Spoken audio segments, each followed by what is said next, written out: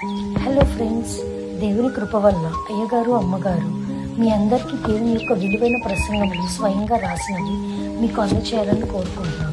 మా పుస్తకంలో సిలువ ధ్యాన ప్రసంగములు 83 ప్రసంగములు, క్రిస్మస్ ప్రసంగములు 50 ప్రసంగములు, బైబిల్లోని స్త్రీల ప్రసంగములు 72 ప్రసంగములు, మోషే సుఖోపవాస ప్రసంగములు 63 ప్రసంగములు. ఈ పుస్తకములు అయ్యగారు అమ్మగారు స్వయంగా రాసినవి మీ అందరికీ అందాలని కోరుకుంటున్నాము. మా పుస్తకములు కావాల్సిన వారు కాంటాక్ట్ అవ్వాల్సిన numbers: Bapatla reverend doctor P Jayapal గారు, phone number 9866412025. Guntur doctor P Prasad Rao గారు, ఫోన్ నెంబర్ 9413685994 అండ్ 9705789407. మా పుస్తకంలో మీరు తీసుకొని చదివి ఆదరణ పొంది దేవుని మహిమపరచాలని కోరుకుంటున్నాము. Don't forget to like the video. Thank you.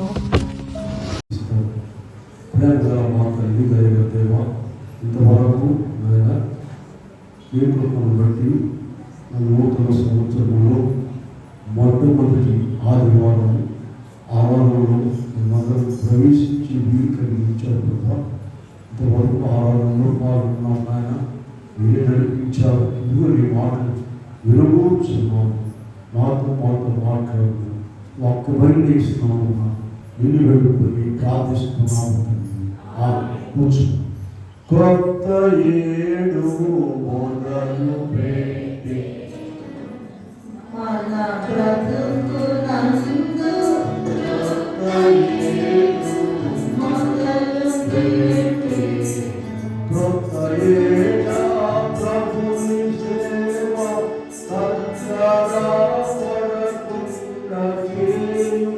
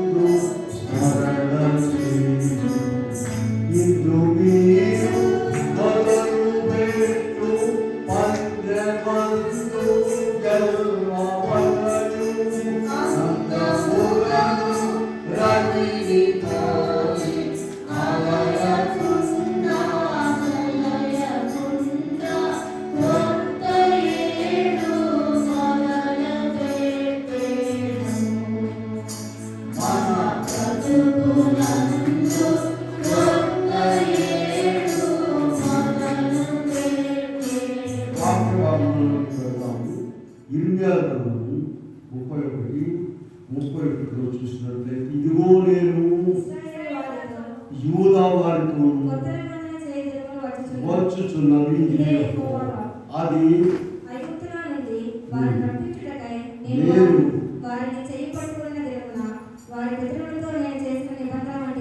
కాదు.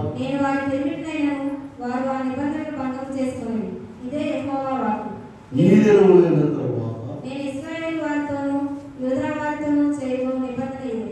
వారి మనసులలో నా తలపని ఉంచేదను, వారి హృదయం మీద దాన్ని రాసేదను. నూతన సంవత్సర దివ్యాశీర్వాదము దేవుడు మీకు ఎలా అనుగ్రహించును.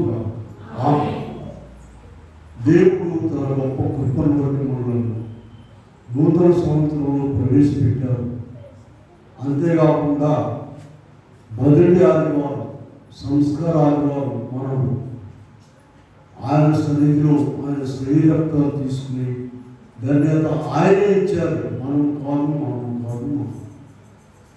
అయితే నేను కొత్త సంవత్సరాన్ని గురించి కొత్తగా మనం చేయవలసిన పనులను కొన్ని నేర్చుకుందాం, ధ్యానించుకుందాం. ఇక్కడ చూడండి, కొత్త నిబంధన చేశాడు ప్రభు. మీ చేతిలో ఉన్న బైబిల్లో 2 నిబంధనలు ఉన్నాయి, పాత నిబంధన, కొత్త నిబంధన. 2 కూడా రక్తంతోనే చేయబడ్డాయి. చూడండి, హెబ్రీ పత్రిక 9వ అధ్యాయంలో 22వ వచనం చూద్దాం.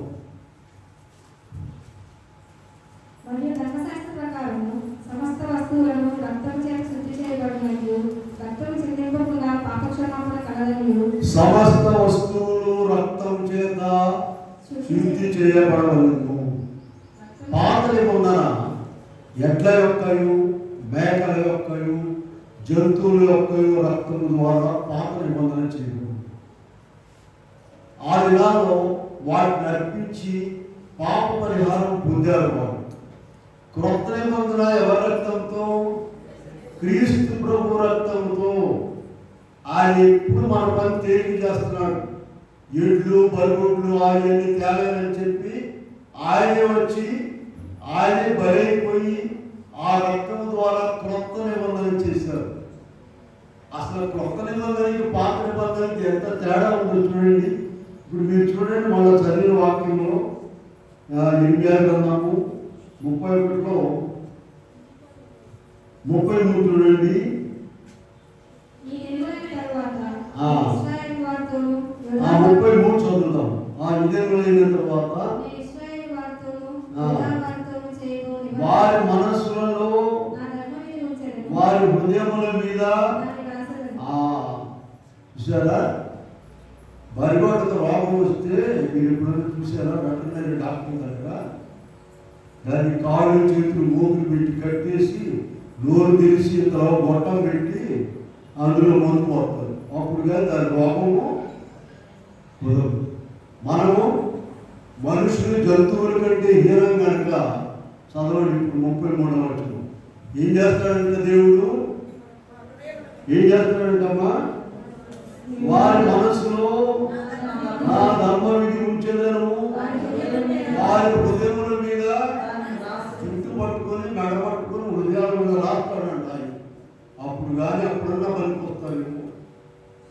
ఎంత ప్రేమ కలిగింది వాడు. పౌలు గారు హెబ్రీ పత్రికలో కూడా ఇదే మాట చెప్తున్నారు చూడండి. హెబ్రీ పత్రికలో మనం ఆరాధనలో చదువుకున్నాక ఆ భాగం ఒకసారి చూడండి.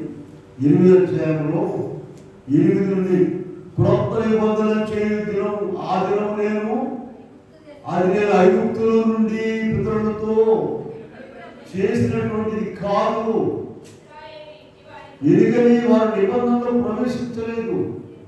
10వ వచనం చూడండి.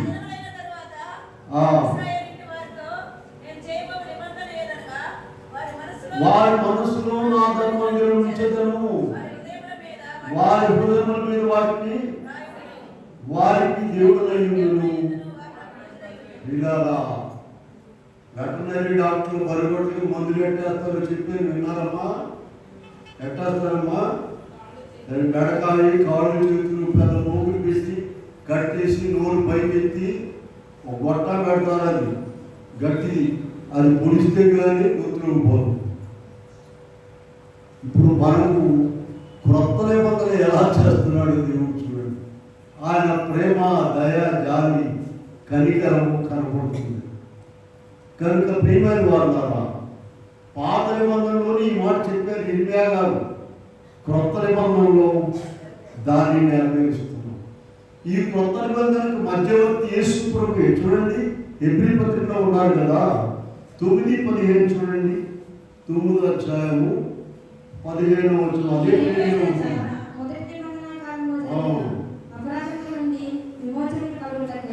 చివరి మాట, క్రొత్త నిబంధనకు మధ్యవర్తి ఉన్నాడు. చూసారా? ఆయనే ఆ మధ్యవర్తి వచ్చేసారు.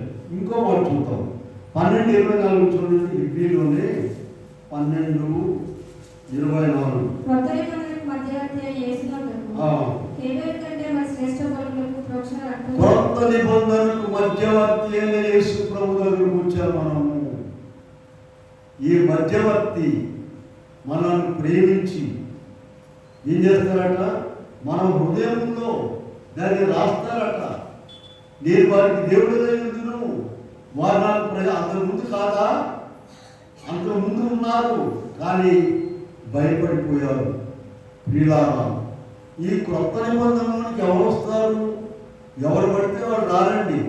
చూడండి, కొన్ని వాగ్దానాలు ఉన్నాయి బైబిల్లో. అడుగుడి నీకేమడును, వెతకుడి నీకు దొరుకును. అవన్నీ కంటదే కదా. ఎవరికి? బజార్లో గాలికి తిరిగేవాడు, తాగుబోతులు, దొంగలు, వ్యభిచారులు కనుక నువ్వు ఇక్కడికి రావాలి, అడగాలి. ఏమా? దీవాని సన్నిధిలోకి రావాలి, ఆయన ఒప్పుకోవాలి, ఆయన చెప్పిన పనులు చేయాలి. అప్పుడు నీకు వాగ్దానాలు ఏమైనా సరే నెరవేరేది. ఇది రాశారు కదండి మాకు ఇవ్వండి అని బూసు దులుపుకొని ఎవరైనా ఒక ఆయన వచ్చాడు అనుకో, ఆయనకు సంబంధించింది కాదు. కనుక ప్రియమైన వాళ్ళ నూతన సంవత్సరంలో మనం ప్రవేశపెట్టాడు ఆయన. ఈ కొత్త నిబంధనకు తగిన వారముగా మనం ఉండాలి. చూడండి, ఇందాక చదివాం మనం యోహాను సువార్తలో మనకు 3వ వచనంలో నికోదేము అనేటువంటి ఒక గొప్ప బోధకుడు రాత్రిపూట యేసుప్రభు దగ్గరకు వచ్చాడు. పగలైతే ఏంటి ఇంత బోధకుడివి, ఈయన చిన్న దగ్గరకు వచ్చారు అంటారని వచ్చి అడిగాడు. ఏం చెప్పాడు? అందుకు యేసు ఒకడు క్రొత్తగా జన్మించితేనే కానీ అతడు దేవుని రాజ్యం చూడలేడని నీతో నిశ్చయంగా చెప్తున్నాను. చూడండి, పరలోక రాజ్యంలో ఎలా చేయలేదని అడిగాడు ఆయన. క్రొత్తగా జన్మించాలంటే ఆయన ఏమన్నాడు? ముసలివాడు మళ్ళా తల్లి గర్భంలోకి ఎలా వెళ్తాడండి అని చెప్పాడు. అప్పుడు ప్రభు చెప్పిన మాట్లాడు, నీటి మూలముగాను బాప్తిజం తీసుకోవాలి, మనిషిలో మార్పు రావాలి. మొత్తం బాప్తిజం అనేది ఒక పైన ఉన్నటువంటి క్వాలిఫికేషన్. చూడండి, బిఏ చదివిన వాడికి ఉద్యోగాలు ఇస్తారు అమ్మన్నా. ఇలా కాయకి ఎత్తుకెళ్తే కదా, ఆ లోపల బిఏ చదివాడు, ఇంటర్ తప్పాడు, మనకేం తెలుసు, కాయకి ఎత్తాడు ఆ ఉద్యోగం. ఇలా కనుక ఇక్కడ బాప్తిజం అనేటువంటిది మొదటి కార్యక్రమం. ఫిజికల్గా నీ కళ్ళ కనబడే పని నువ్వు చేయలేకపోతే లోపల పరలోక రాజ్యం ఎలా చేస్తాము? దేవుడికి ఇష్టమైన వాడికి ఎలా ఉంటాము? దేవుడి పేరు పెట్టుకుని ఎలా ఉంటావు? కనుక ముందు ఇది నెరవేర్చాలి. ఆ తర్వాత నువ్వు ఎలా ఉన్నావు అనేది నెరవేరుస్తాడు. ఇలా 2 విషయాలు చెప్పుకున్నాడు. ఇప్పుడు క్రొత్త నిబంధన ప్రభు చేశాడు. ఇది వాళ్ళు చేస్తేనే వాళ్ళు చేయబడుకొని చేశారంట, వాళ్ళు మీరిపోయారట. ఇప్పుడు కొత్త నిబంధన చేశారు ఆయన. ఎవరికి? అందరికీ. చూడండి, యేసు ప్రభు లోకంలో జన్మించినప్పుడు లూకా సువార్త 2వ అధ్యాయంలో పరలోకం నుండి వచ్చిన దేవదూతలు కాపులతో ఏం చెప్పారంటే, ఇదిగో ప్రజలందరికీ కలుగబోవు మహా సంతోషకరమైన సువర్తమానం. ప్రజలందరికీ వీళ్ళకి సంబంధం. చూడండి, బైబిల్ గ్రంథం యేసు ప్రభువు ఎవరిని విడిచిపెట్ల, ఏ మానవుని కూడా విడిచిపెట్టలేదు. అందరూ అందరూ అందరూ కనుకనే అందరూ వస్తారు. ఈ నిబంధనలు అందరి కొరకు. అయితే ఇక్కడ ఒక మాట వినండి, ఇశ్రాయేలు వారికి యూదా వారికి అన్నారేంటి? మనకు పనిలేదా? అందరూ కూడా ఇశ్రాయేలు సంతతిలో చేరాలి. అందరూ కూడా ఎలా చేరతారు? మత్తయి సువార్త 1వ అధ్యాయం 1వ వచనంలో చూడండి, అక్కడ యేసు ప్రభు యొక్క జన్మం గురించి రాస్తూ అక్కడ మొట్టమొదటి వాక్యం చదవండి. అబ్రహాము కుమారుడైన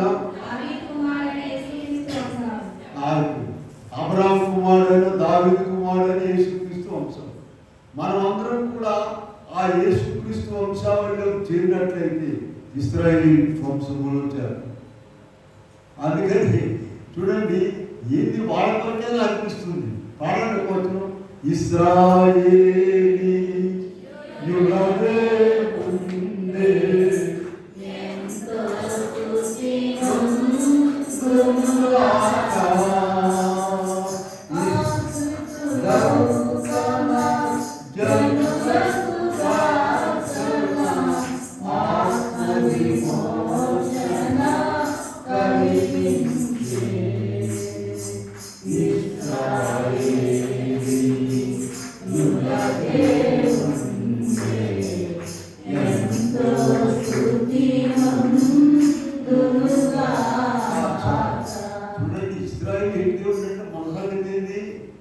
రోషం వస్తుంది జనానికి. మనకి దేవుడు లేడా, రండి మాకు కూర్చున్నాడు. అట్లా కాదు, అందరూ కూడా యేసుక్రీస్తు ప్రభువును బట్టి అందులో చేరాలంటే. చాలని మాట ఒకటి చెప్పాడు ప్రభు, అందరూ తెలిసిందే. నేనే మార్గమును సత్యమును జీవమును, నా ద్వారానే తప్ప వీళ్ళారా ఇక వేరే మార్గం లేదండి. కనుక మొట్టమొదటిది ఏం చెప్పండి? క్రొత్త క్రొత్త నిబంధనలో నీవు ప్రవేశించాలంటే క్రొత్తగా జన్మించాలి. కొత్తగా జన్మించాలంటే రెండు విషయాలు ప్రభు చెప్పిన మాటలే చెప్పుకుంటున్నాము. ఒకరు నీటి మూలముగాను ఆత్మ మూలముగాను జన్మించితేనే కానీ, సరే ఆత్మ మూలంగా జన్మించేది మన కళ్ళ కనబడదు. ముందు మన కళ్ళ కనబడేది ఏంటండి? బాప్తిస్మం తీసుకో. మూడవ విషయంలోకి పోతాము. ఇక్కడ క్రొత్త సృష్టిగా అయిపోతారంట. ఎవరైతే క్రొత్త నిబంధనలో ఉంటారో, క్రొత్తగా జన్మిస్తారో వాడు క్రొత్త సృష్టి. దేవుడు ఏం చేయబోతున్నాడు అంటే రేపు పాత భూమి ఆకాశం అన్ని మార్చేయబోతున్నాడు. ఇందులో పాత ఇందులో ఉంచడు. పాత అనేది రోత ఉంచదు. కనుక ఇక్కడ మనం చూస్తే చాలా చోట్ల చూడండి, కొన్ని చూపిస్తాను మీకు. యెషయా 66:22 చూద్దాం. యెషయా 2 ఉన్నాయి, ముందు చూద్దాం. చివరి అధ్యాయము 66:22 చూడండి. నేను సృజించబోము క్రొత్త ఆకాశము క్రొత్త భూమి నీ సంతతియు నిలిచియుండును. ఇదే యెహోవా వాక్కు. ఇదంతా మార్చేయబోతున్నాడండి ఆయన. పాత ఇల్లు ఎంతకాలం ఉంచుతారండి? పెంచులు రాలిపోతుంటాయి, ఒక మొత్తం ఇల్లు పైన పడుద్దేమో, అదొక ప్రమాదం ఉంది. ఆయన చేసింది పాత ఉండదు, కానీ మనుషుల దుష్టత్వమును బట్టి భూమి ఆకాశంలో కలుషితమైపోయినాయి, పాత పడిపోయిన పొల్యూషన్ వ్యాపించిపోతుందంటారండి. ఢిల్లీలో ఎక్కువగా ఉందంట ప్రపంచం మొత్తం. ఆడికి వెళ్ళి 4 రోజులు ఉండి వచ్చామంటే ఇక మనకు అసలు పడదు. మేము వెళ్ళి 2 రోజులు ఉన్నాము, రాగానే అసలు ఇంకా ఎట్లా ఆరోగ్యం మారిపోయి ఇక్కడ ఆయన ఉన్నాము. పేరు మాత్రం గొప్ప. వీళ్ళారా ఇలా ఇవి నాశనం అయిపోతున్నాయి. ఆయన క్రొత్త ఆకాశము, ఈ క్రొత్త ఆకాశం క్రొత్త భూములు ఎవరుంటారు? కొత్తలు ఉంటారా? పాత్రలమ్మా క్రొత్తగా మిగిలిన ఏమవుతారు? నరకాగ్నిలో వెళ్తారు. ఒక చోట అది మాట రాసింది. యెషయాలో ఉన్నాం కదా, ఇంకొక మాట చూపిస్తుంది చూడండి. యెషయా గ్రంథంలో మనం చూసినట్లయితే 65:17 చూడండి. 66 చదివాం కదా, 65. ఇదిగో నేను కొత్త ఆకాశమును క్రొత్త భూమిని సృజించున్నాను, మరోబడును, జ్ఞాపకం రావు. మీరు ఎల్లప్పుడూ హర్షించి ఆనందించుడి. పిల్లారా, నీవు క్రొత్త ఆకాశంలో చేరాలంటే, క్రొత్త భూమిలో చేరాలంటే క్రొత్త ఇచ్చాడు. ఎందుకు ఇచ్చారా దేవుడు? కనీసం కొత్త ఏడైనా కొత్తగా మారుతారేమో, మంచి మంచి బట్టలు వేసుకుని పండుగ చేసుకుని వస్తారు కదమ్మా, లోపల కూడా బూజు దొరుకుతారేమోనని ఆయన ఆశ. ఇంట్లో బూజు దొరుకుతారమ్మా అందరూ పండగకి? లేదా ఎందుకు దొరుకుతారు చెప్పండి? వచ్చిన వాళ్ళు పెడతారు. బుద్ధి మాత్రం ఎందుకు బూజు పెట్టుకున్నాం? ఆడమోసం మనకొరుకుతారు. చూడండి, మన అంతరంగంలో ఉన్న బూజులు ప్రతిరోజు దొరపాలి. దీనికి ఏ గడకాలం చేస్తాం చెప్పండి? ఎంత పొడవాటి చేస్తాం? ఎక్కడ అమ్ముతారు? మార్కెట్లో అమ్ముతారా? లోపల బూజులు వీళ్ళ దేవుని సన్నిధులు పరిశుద్ధ గ్రంథంలో మాత్రమే దొరుకుతాయి. కనుక ఇక్కడ మనం చూసినట్లయితే మూడవది ఏం చెప్పాం మనము? మొత్తం కొత్త సృష్టి కాబోతుంది. ఇంకోటి చూడండి, ప్రభు చేటప్పుడు కాలం ఇంకొక ఆ విషయం కూడా చూపిస్తాను నేను. 2వ పేతురులోకి వెళ్దాం. ప్రభు చే కాలంలో 2వ పేతురు 3:13 చూద్దాం. ఆయనను మనం ఆయన వాగ్దానమును బట్టి క్రొత్త ఆకాశముల కొరకును క్రొత్త భూమి కొరకును కనిపెట్టుచున్నాము. చూడండి, 10వ చూస్తే ప్రభు దినము దొంగ వచ్చినట్లు వచ్చును. ఆ దినమున ఆకాశములు మహాగణితో గతించిపోవును, పంచభూతములు మిక్కటమైన వేగముతో లయమైపోవును, భూమి దాని మీద ఉన్న కృత్యములను సాగిపోవును.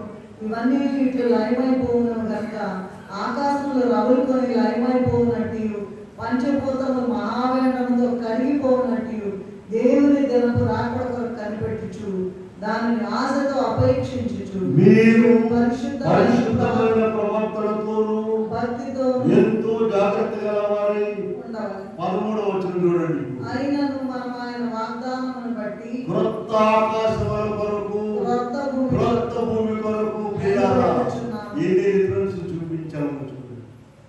నీవు ఆ క్రొత్త ఆకాశంలో క్రొత్త భూమిలో చేరాలంటే క్రొత్తగా జన్మించాలి. క్రొత్త నిబంధనలో నీవు పారివాడని ఉండాలి. క్రొత్త నిబంధనలు, అందుకే క్రొత్త ఏడు మనకి ఇచ్చాడు. ఊరికినే ఊళ్ళో వాళ్ళ నిన్నటి వాళ్ళని నిన్న సూర్యుడు వచ్చాడు, వాళ్ళ సూర్యుడు వచ్చాడు పోయాడని కాదండి. ఒక దినం రాబోతుంది, దేవుడి ప్రోగ్రాం అంతా కూడా మార్చేయబోతున్నాడు. అప్పుడు నీవు అక్కడ ఉంటావు. అందుకే మనం ఈ పాటలన్నీ పడుతున్నాం. ఊళ్ళో అందరూ హాయిగా తిని కాళ్ళు వాడదాటుకుని పడుకుంటున్నారు. 31వ తారీఖు రాత్రి 1వ తారీఖు రాత్రి 25 నుండి 7 పూటాలండి. ఊపిరి పీల్చుకోలేదు, పూలు ఎత్తడానికి లేదు. ఎందుకని ఈ బాధ? శుభ్రంగా ఆడుకున్నాక పడుకోవడం తిని మాంసం తెచ్చుకుని 2 కిలోలు వీళ్ళారా. దేవుని కృపను బట్టి దేవుడు మనకి భాగ్యం ఇచ్చాడు, మర్చిపోబాకండి. చాలా గొప్ప భాగ్యం. కానీ ఇప్పుడు 2 విషయాలు చెప్పామండి. ఒకటి క్రొత్త నిబంధన, రెండవది క్రొత్తగా జన్మించిన వారే క్రొత్త నిబంధనలు ఉంటారు. కనుక ఆయన మొత్తం క్రొత్త సృష్టి చేసేబోతున్నారు. మీకు ప్రకటనలో కూడా చూడండి, ఒకసారి 21వ అధ్యాయంలోకి వెళ్ళండి. ప్రకటన గ్రంథం 21. అంతటా నేను 1వ చదువు, క్రొత్త ఆకాశమును చూచితిని, మొదటి ఆకాశము గతించిపోయేము. వీళ్ళారా, ఈ పాత భూమి ఆకాశం ఎవరు చేశారండి? అమెరికా వాళ్ళ, రష్యా వాళ్ళ? ఆయన ఇప్పుడు క్రొత్త ఆకాశము క్రొత్త భూమి చేయబోతున్నాడు. కనుక ఈ క్రొత్త భూమి క్రొత్త ఆకాశంలో నువ్వు సృష్టి మొత్తం కూడా క్రొత్తది కాబోతుంది. చేరాలంటే నీవు క్రొత్త నిబంధనలో మాత్రమే ఉండాలి అంతే. ఇందులో ఒక మాట చెప్పాను, యోహాను సువార్త 14లో, నేనే మార్గమును సత్యమును జీవమును చాలని కలిగిన మాటకి ప్రపంచం మొత్తంలో అందరూ ఒప్పుకుంటున్నారు. కనుక 3 విషయాలు చెప్పుకున్నాం. ఇప్పుడు 4వ విషయంలో వద్దాం. ప్రభు క్రొత్త ఆజ్ఞ ఇచ్చారు. 4వ అంశం ఏం చెప్పండమ్మా? క్రొత్త ఆజ్ఞ. యోహాను సువార్తలోకి వెళ్ళండి, 13:34 చూడండి. యోహాను సువార్త 13:34.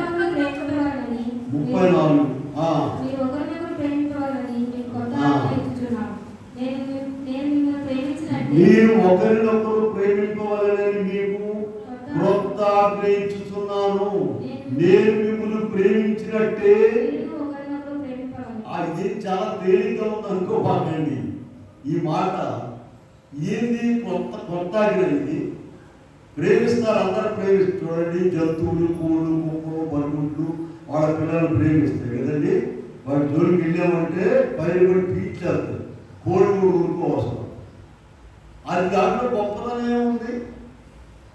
క్రీస్తు ఏం చెప్పారు? నిన్ను వలె నీ పొరుగు వారిని ప్రేమ. పరిశీలించుకోవాలని వాక్యాన్ని బట్టి మనం మన బిడ్డలాగా ఇతరులను ప్రేమిస్తున్నామా లేదా? లేకపోతే ఆయన ప్రత్యేకంగా నెరవేర్చినట్టు కాదు. చాలా రిఫరెన్స్లు ఉంటాయి మా దగ్గర. పుస్తకం రాసేవాళ్ళు నేను అవన్నీ ఒక పాయింట్ చెప్పాలంటేనే మనకు సాయంత్రం. చూడండి, 1 యోహాను 3:16 నుంచి పెడతాం. 1 యోహాను 3:16 త్వరగా చూడండి. అక్కడ ఏముందో యోహాను గారు రాస్తారు.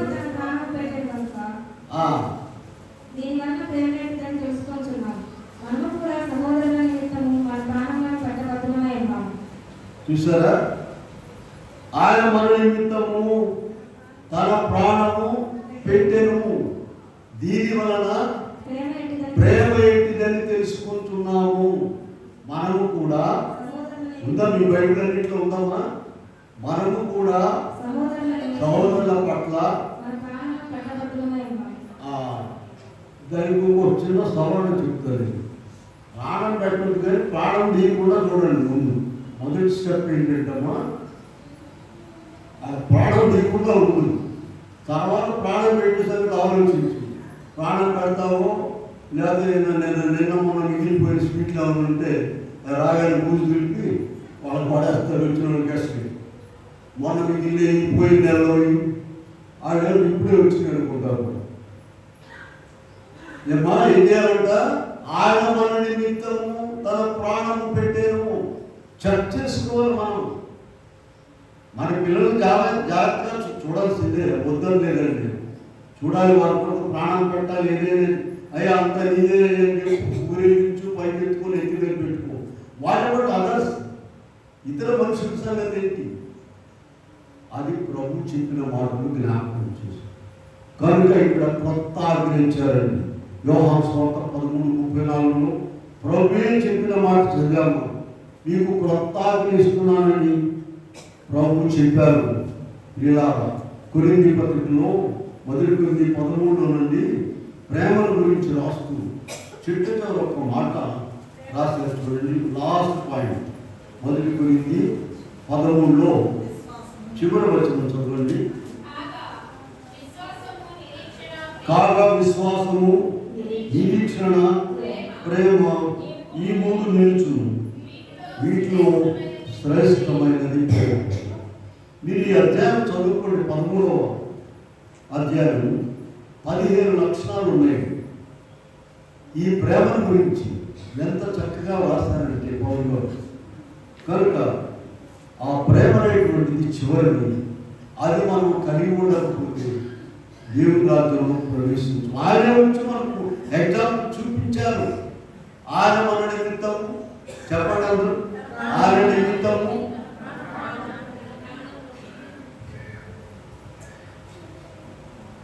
దీని వలన ప్రేమ ఏంటిదని తెలుస్తుంది. గుర్తుపెట్టుకోవాలి. హృదయం భద్రపరుచుకుంటారు కదండి. ఊళ్ళో మాటలు, ఆడ మాటలు, వీళ్ళ మాటలు అన్ని కూడా భద్రపరుచుకుని మాట్లాడుకుంటారు. తర్వాత చూడండి, ఇప్పుడు ఇంకా నెక్స్ట్ పాయింట్ వద్దాం. క్రొత్త సంగతులు నేర్చుకోవాలి. అపోస్తలుల కార్యం 17వ అధ్యాయంలో 20వ వచనంలో మనం చూసినట్లయితే 17:20లో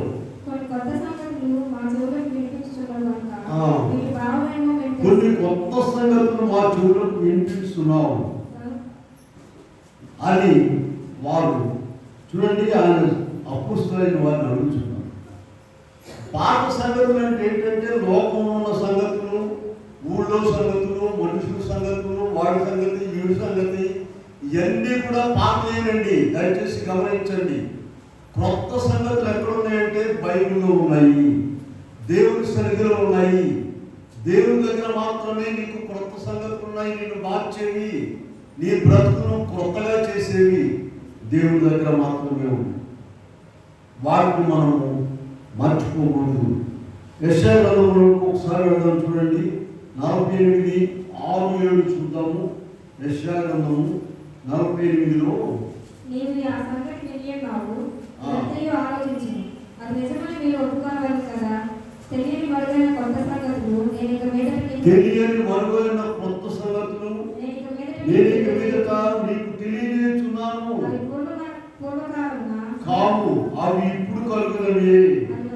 నాకు తెలిసే ఉన్నవని నీవు చెప్పకున్నట్లు ముందు నీవు వాటిని వినలేదు. పిల్లారా, ఈ దినం సంస్కారాదివారం.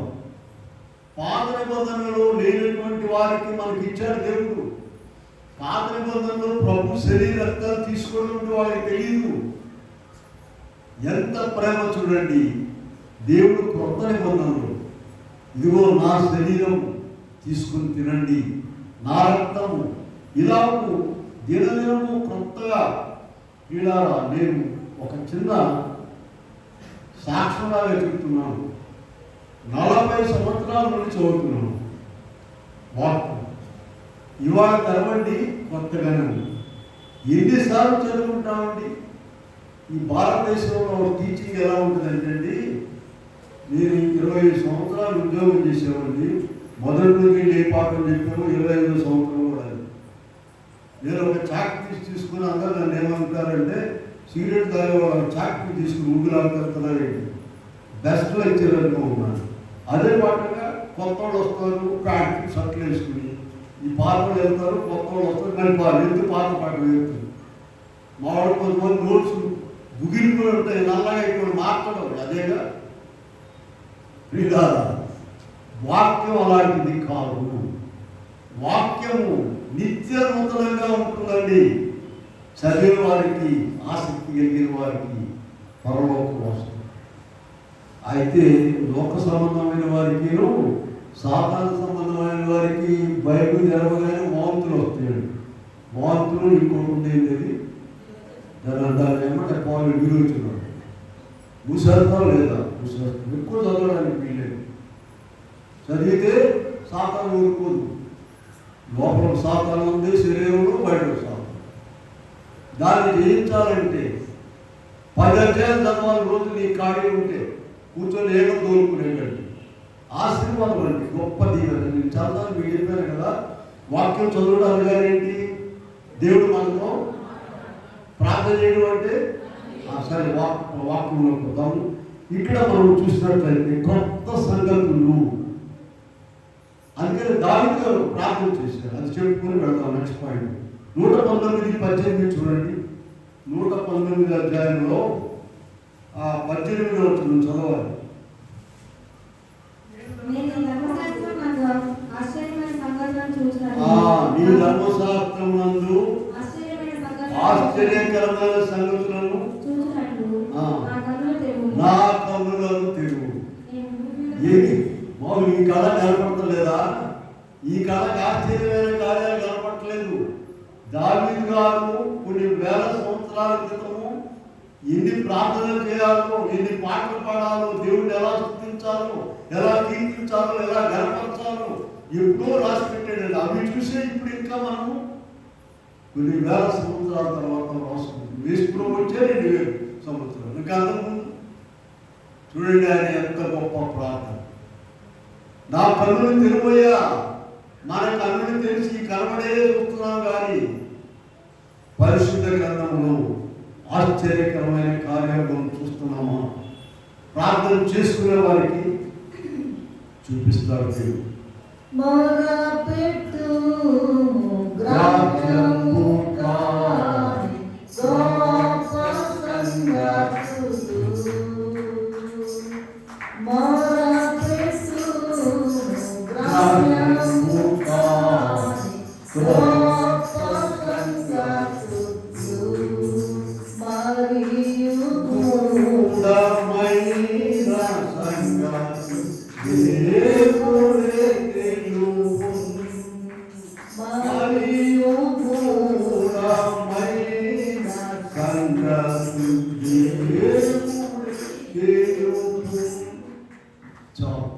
చూడండి ఇక్కడ క్రొత్త సంగతులు మళ్ళీ వరుసగా చూద్దాం. క్లాస్ పాఠం చెప్తాను కదా, మాకు అట్లా అమ్మగారు కూడా హెల్త్ రాయని చెప్తుంటారు. క్రొత్త నిబంధన ప్రభు చేశాడు. ఎవరి దాంట్లో ప్రవేశిస్తారు? క్రొత్తగా జన్మించిన వారు. ఆ తర్వాత వాళ్ళు క్రొత్త సృష్టిలోనికి వెళ్ళిపోతారు. భూమి ఆకాశంలోని మారిపోతాయి కనుక ఆ తర్వాత అటువంటి వారు క్రొత్త సంగతులను ధర్మశాస్త్రంలో నుండి చూసుకుంటారు. ఊళ్ళో నుండి కాదు.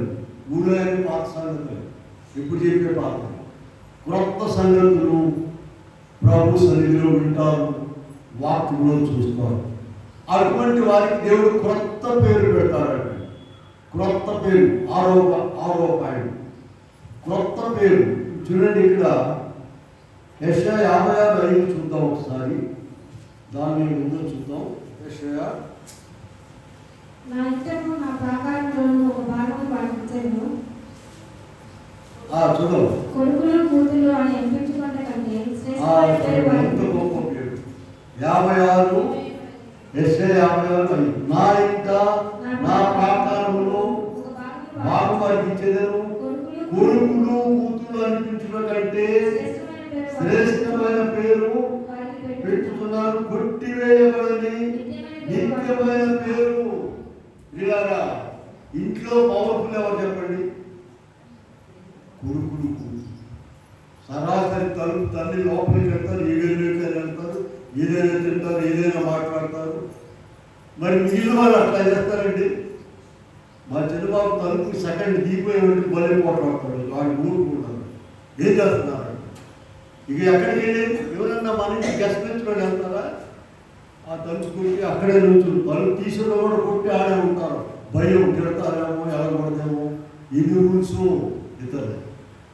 ఏమ్మా ఆ పేరు కంటే ఇంకా మీరు బైబిల్ చూడండి, ప్రవీణ్ చెప్తున్నారు, కొడుకులు కూతుళ్ళు అనిపించుకున్నట కంటే.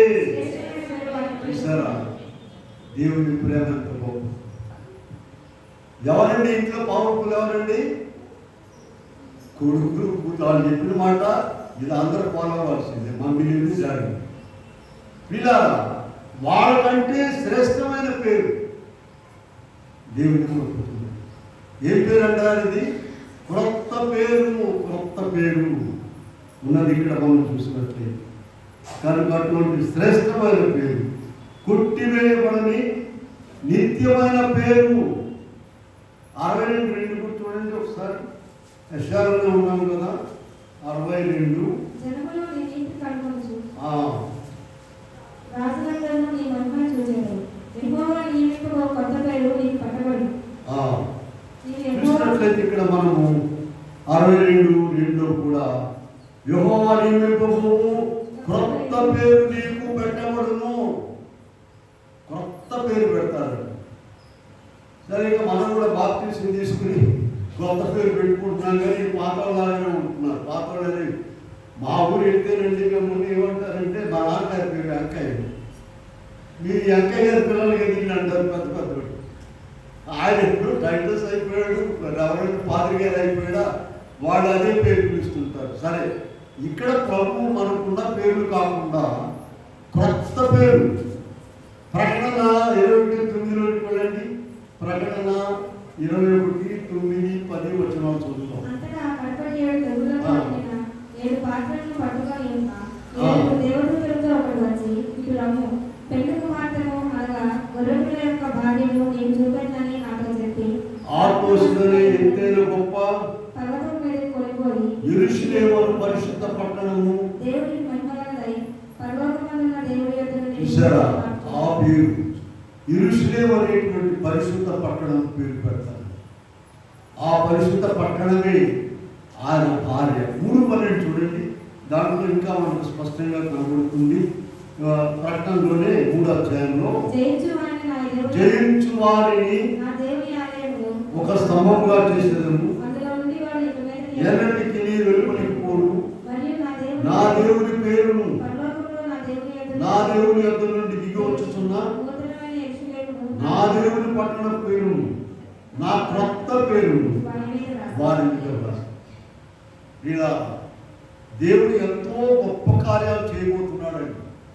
అయితే పాపంలో ఉన్నాము, మనిషి శరీరంతో ఉన్నాము. కన్ను తెలిస్తే పాపమే, అవి చేస్తే పాపం.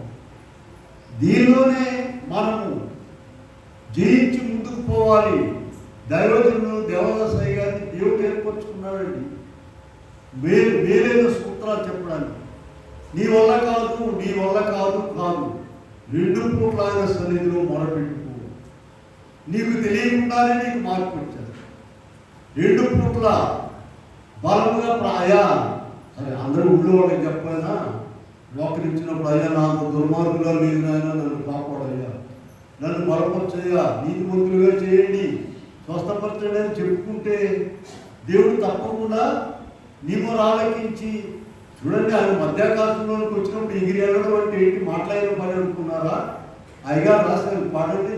నన్ను సిద్ధము చేయు మగుచు నరుడు అడిగిన కోపడనా, నన్ను సిద్ధము చేయు మగుచు నరుడు అడిగిన కోపడనా, నన్ను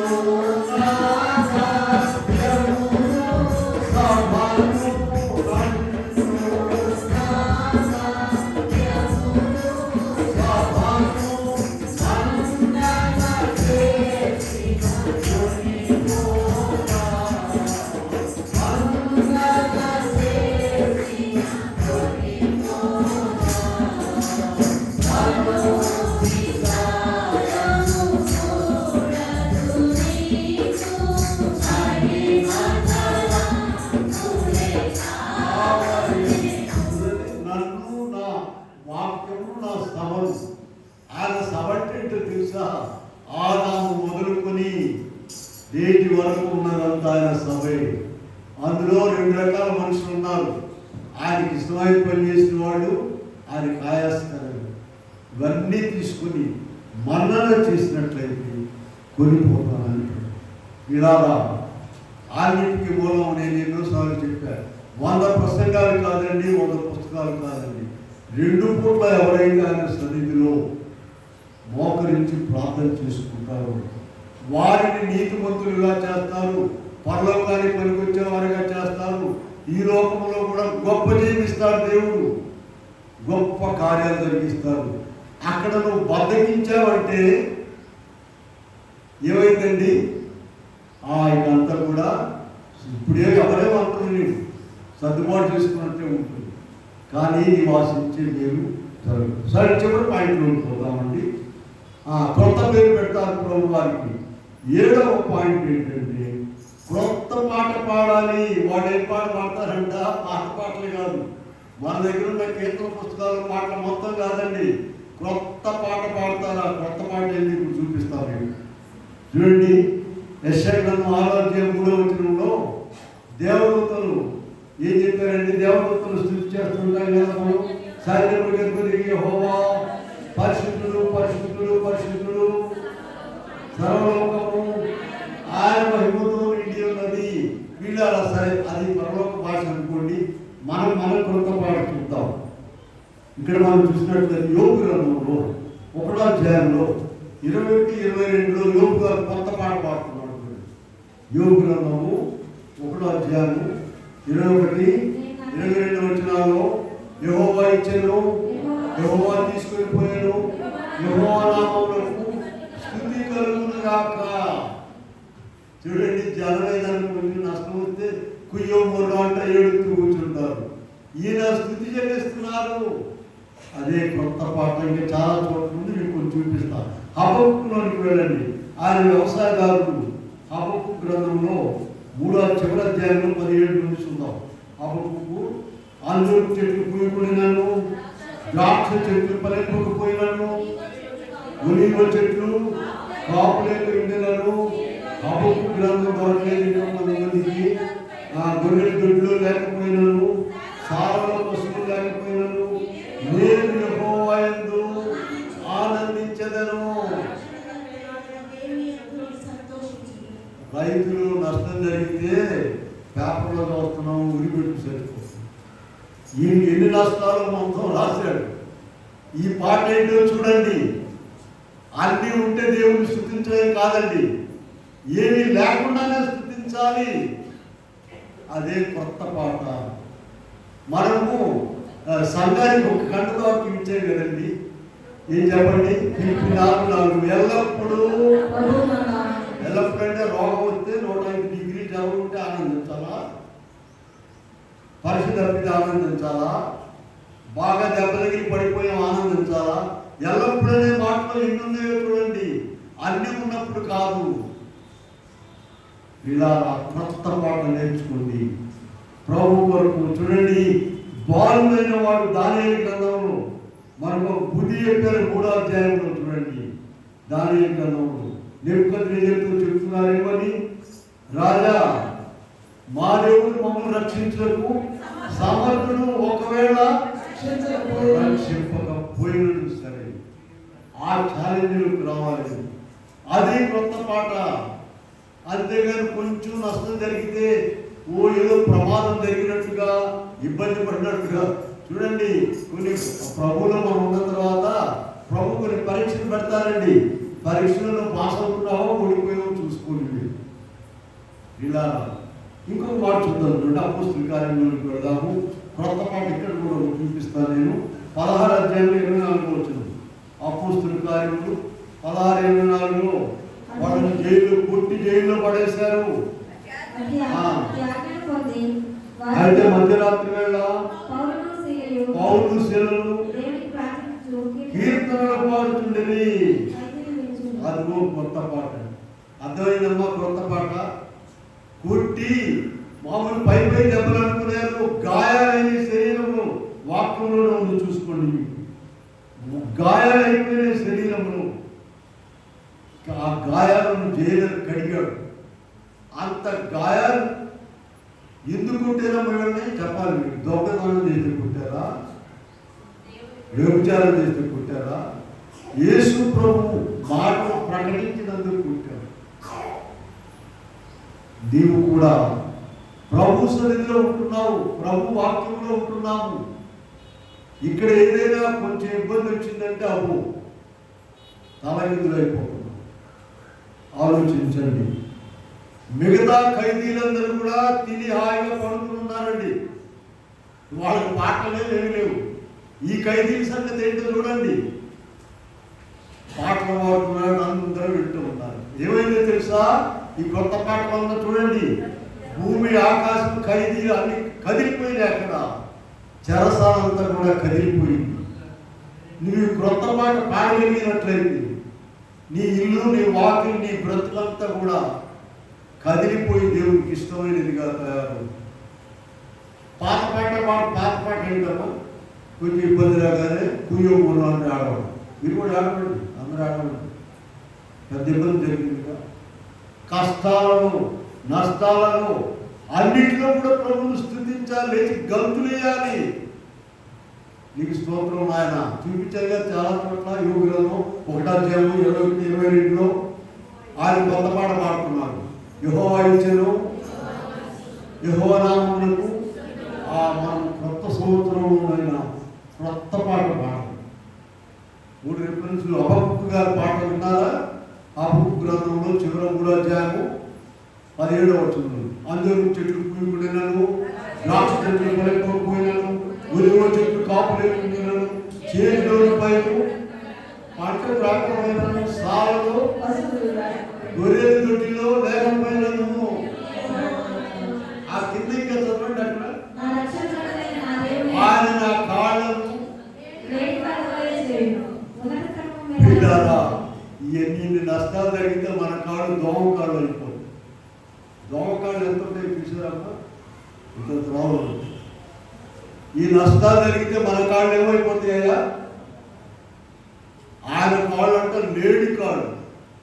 మరి ఈ నష్టాలన్నీ ఏం చేశాడో చూడండి. నేర్చుకోండి, పాట నేర్చుకోండి. ఈ జీవితంలో అమలు జరుగుతుంది. అందుకనే దేవుడు మనకు కష్టవాక్యం ఇచ్చాడు. సంఘానికి ఏం చెప్పండి? ఎల్లప్పుడూ ఆనందించుడి, మరలా చెప్పును. కనుక పిల్లారా, ఇలా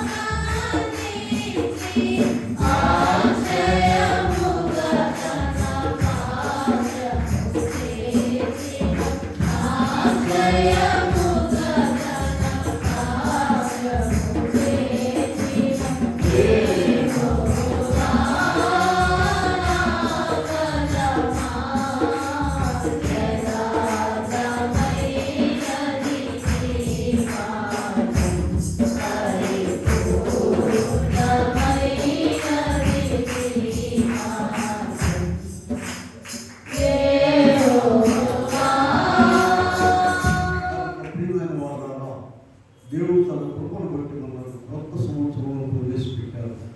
ఇదిగో 7 కొత్త విషయాలు మనం అందుకనే వాటిని రాసి పెట్టుకోమని చెప్పాము. విడిపోకుండా దేవుడిని ఇప్పుడు కూడా రాసుకోమని చెప్పాము. గుర్తించుకోండి. మనం అలా ముందుకు వెళ్ళినట్లయితే ఈ సంవత్సరం కూడా దేవుడు మనల్ని గట్టెక్కిస్తారు. 31 రాత్రి అమ్మగారి ప్రసన్నం చేశారు కదా. 25 సంవత్సరం గట్టెక్కి వెనక్కి తిరిగి చూడమన్నారు. ఇప్పుడు మనం 26 ప్రయాణంలో ఉన్నాము.